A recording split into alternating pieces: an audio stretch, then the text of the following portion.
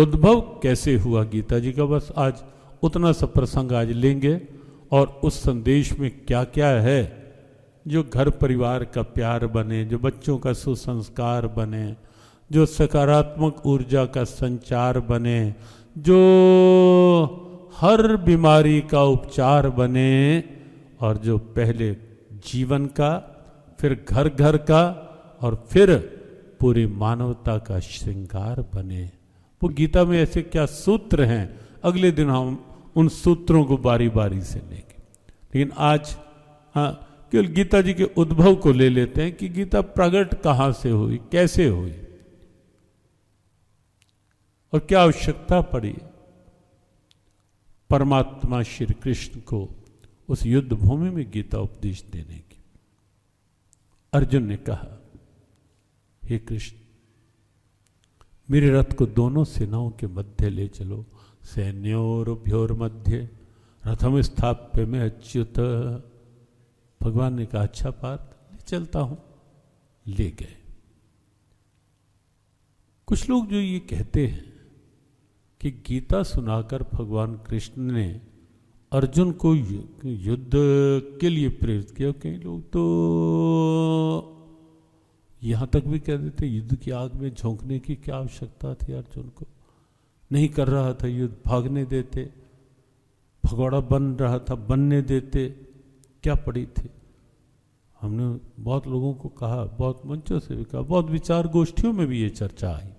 हमने कहा कि सीमा पर खड़ा सैनिक युद्ध के समय अगर मान लो कोई देश युद्ध थोप रहा हो और सीमा पर खड़ा सैनिक भगौड़ा बन रहा हो, भाग रहा हो, तो क्या ताली बजाओ कि भाग रहे हैं, भागने दो? बताओ जल्दी। क्या उस समय ये कहोगे हम भाग रहे हैं, भागने दो, भगौड़ा बन रहे हैं, बनने दो? उस समय उसका कर्तव्य क्या है वो उसको समझना होगा। बस यही बात थी वहां कुरुक्षेत्र के रणांगण में कि पार्थ, ये युद्ध अधर्म के द्वारा धर्म पर थोपा गया है, कौरवों के द्वारा पांडवों पर। कौरव क्या है? साक्षात अधर्म। पांडव क्या है? साक्षात धर्म। और उसका प्रमाण क्या है? क्योंकि श्री कृष्ण पांडवों के पक्ष में हैं, श्री कृष्ण अधर्म के पक्ष में नहीं जा सकते।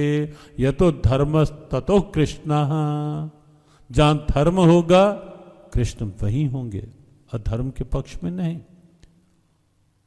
पांडव धर्म है, पांडव दैवी संपदा है गीता की। 16वां अध्याय गीता जी का, वहां दैवी संपदा भी है और आसुरी संपदा भी। 3 श्लोक पहले 26 गुण हैं जो मनुष्य को देवत्व की स्थिति में ले आए, अंदर के देवत्व को प्रकट कर दें। शरीर मनुष्य का होगा लेकिन भाव, स्वभाव, सद्भाव देवत्व तुल्य होगा। और मनुष्य देह में देवता, वो गीता की दैवी संपदा है। 26 लक्षण। और उसके बाद कई श्लोकों में आसुरी संपदा। कभी पढ़ना आप गीता का 16वां अध्याय, और आपको लगेगा कि आज के भौतिकवाद का दुष्प्रभाव कहां तक जा रहा है, धन की होड़ मनुष्य को कहां तक गिरा रही है। इदमध्या मैं लब्धम इमं प्राप्त मनोर्थम।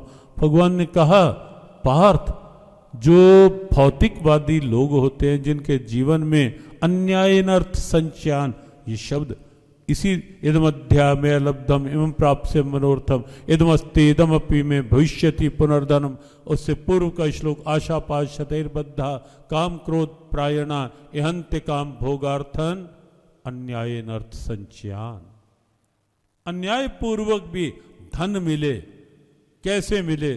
अनीति, अन्याय हो, कुछ करके मिले। वो सारे लक्षण बताए गए उसमें। और आज के विश्व की स्थिति आप देखेंगे, भौतिकवाद का चरम और केवल बहिर्मुखता की होड़ में गिरते हुए मूल्य, गिरती हुई नैतिकता, वो सब कुछ आपको 16वें अध्याय में दिखाई देगा। लेकिन वहां आप ये भी अनुभव करेंगे कि कौरव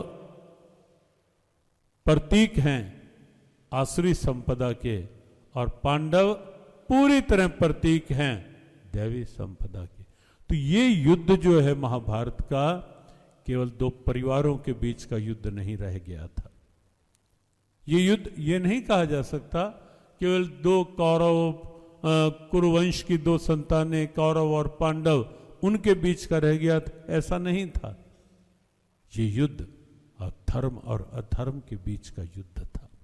ये युद्ध दैवी संपदा और आसुरी संपदा के बीच का युद्ध था। ये युद्ध अध्यात्म और भौतिकवाद के बीच का संघर्ष था। और भगवान को यह दिखाना था दुनिया को कि विजय भौतिकवाद की नहीं, विजय होगी तो अध्यात्म की ही होगी।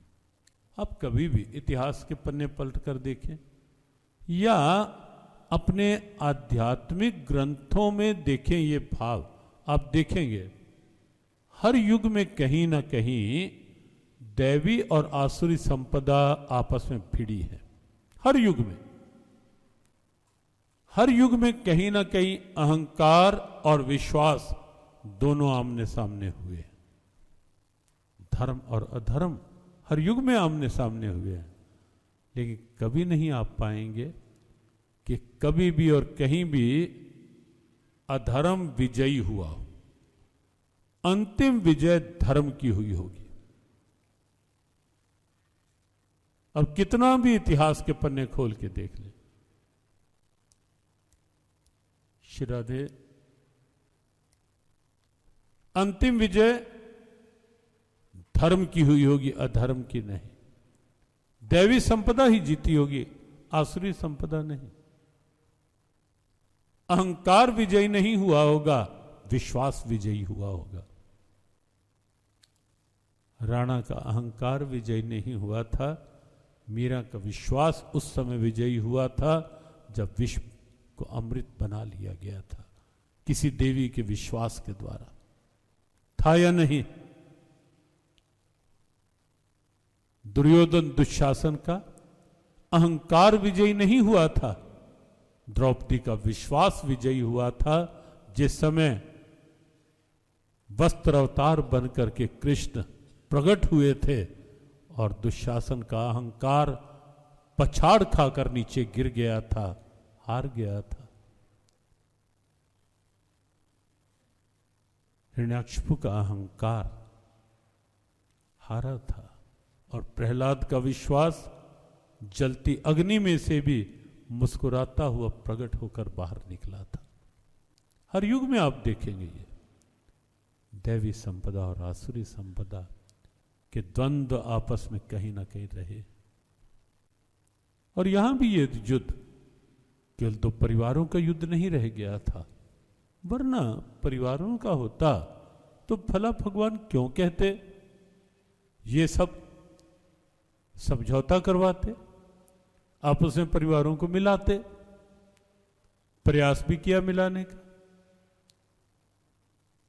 पर इतनी बात कह दी कि दोनों भाइयों, दोनों कौरव और पांडव, दोनों आधा आधा राज्य ले लो भाई, शांति से रह लो, क्या पड़ा है कलह क्लेश में।